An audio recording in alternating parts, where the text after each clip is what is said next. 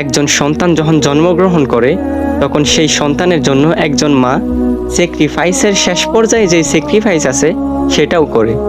কিন্তু সেই ছেলে যখন বড় হয় আর সেই মা যখন বৃদ্ধ হয় তখন সেই ছেলেটি সেই মাকে ভালো মন্দ খাওয়াতে কষ্ট লাগে।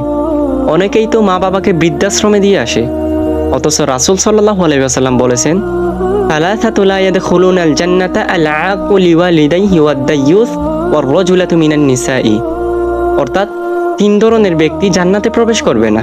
1 নাম্বার, যেই সন্তান পিতামাতার অবাধ্য হয়, যেই সন্তান পিতামাতাকে কষ্ট দেয়, তারা জান্নাতে প্রবেশ করবে না। 2 নাম্বার, দায়ুস ব্যক্তি জান্নাতে প্রবেশ করবে না।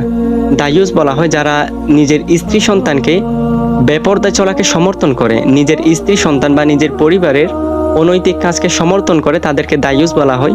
আল্লাহ রাসূল সাল্লাল্লাহু আলাইহি ওয়াসাল্লাম বলেছেন, দায়ুস ব্যক্তি জান্নাতে প্রবেশ করবে না। 3 নাম্বার, ওয়ার রাজুলাতু মিনান নিসাই, অর্থাৎ যেই নারী পুরুষের মতো আচরণ করে, পুরুষের পোশাক পরিধান করে বা পুরুষের মতো চলাফেরা করে, আল্লাহর হাবিব সাল্লাল্লাহু আলাইহি ওয়াসাল্লাম বলেছেন এই 3 ধরনের ব্যক্তি জান্নাতে প্রবেশ করবে না।